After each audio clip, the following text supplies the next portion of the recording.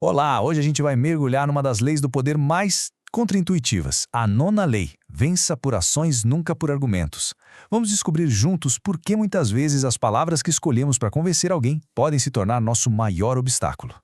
Pensem com sinceridade. Qual foi a última vez que uma discussão daquelas bem acaloradas com fatos, lógica e paixão realmente fez alguém do outro lado virar e dizer: "Sabe o que mais? Concordo com tudo." O que acontece na maioria das vezes, né? Cada um sai ainda mais certo da sua própria opinião. A nona lei nos obriga a encarar essa verdade. Tentar convencer só no gogô quase nunca funciona. Então, se as palavras muitas vezes falham, qual é a alternativa? A resposta está na demonstração.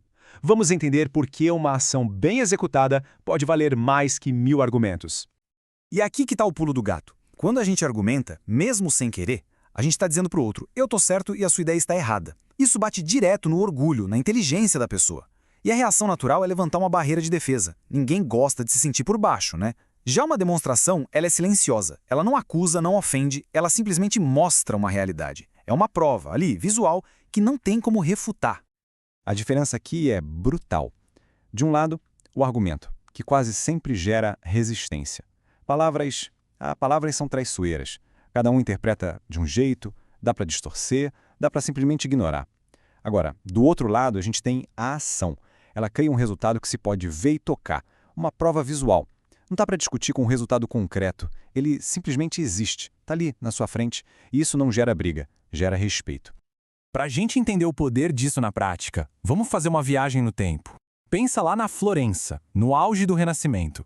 Tinha um bloco de mármore gigantesco que todo mundo achava que era lixo, que já tinha sido estragado por outro escultor.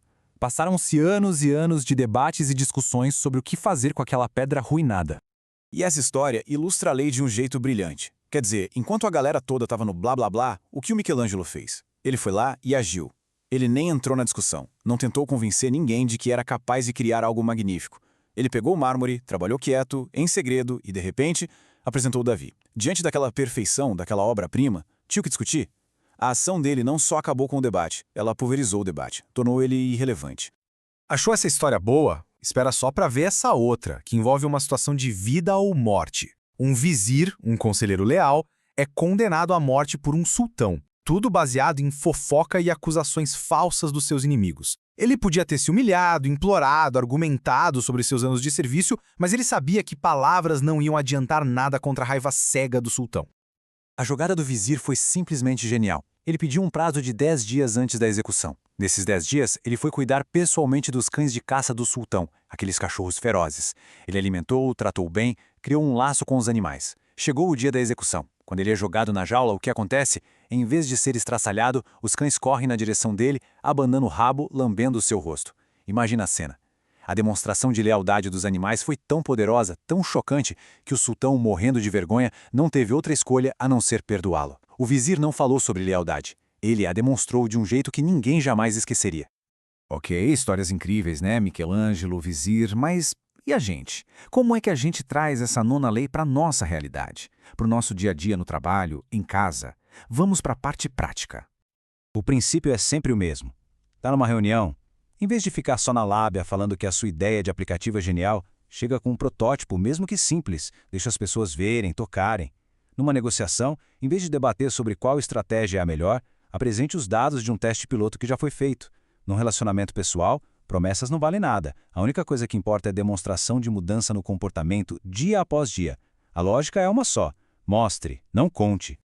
Beleza, agora vamos dar uma cavada um pouco mais fundo aqui, porque, olha, nenhuma lei do poder é uma bala de prata, né? Sempre tem nuances e é importante entender quando essa lei não se aplica. Essa frase que o vizir solta para o sultão é o resumo da ópera.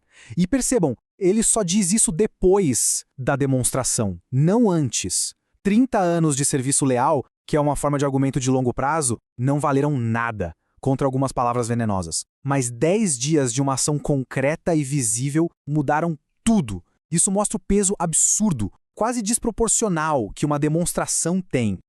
E isso levanta uma pergunta super importante. A nona lei é para ser usada em toda e qualquer situação?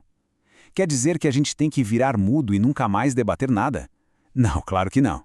É fundamental saber qual ferramenta usar em cada momento. Pensa numa sessão de brainstorming com a equipe. Ali, o objetivo é justamente o contrário, né? É jogar a ideia na mesa, debater, construir junto. Chegar com uma demonstração para vencer pode matar a criatividade de todo mundo. Em áreas como o direito ou no mundo acadêmico, o argumento formal é a regra do jogo. Então, o grande lance é ter o feeling, a sensibilidade para saber quando o objetivo é persuadir um oponente. Nesses casos, a ação é sem dúvida a arma mais poderosa. Então vamos lá, um teste rápido para ver se a ideia pegou. Desses 3 cenários, em qual deles a nona lei seria mais eficaz?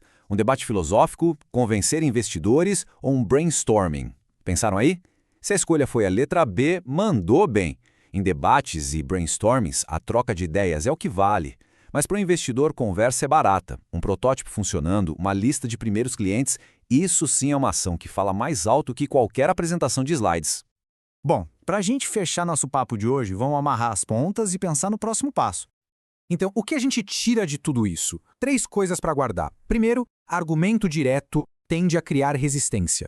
Segundo, uma ação bem pensada é uma verdade inegável que passa por cima do ego das pessoas. E terceiro, a aplicação prática é focar em mostrar resultados, provas, protótipos. E para não ficar só na teoria, aqui vai um desafio prático. Na próxima vez que surgir uma discordância, que der aquela vontade de entrar num debate para provar um ponto, pare por um segundo.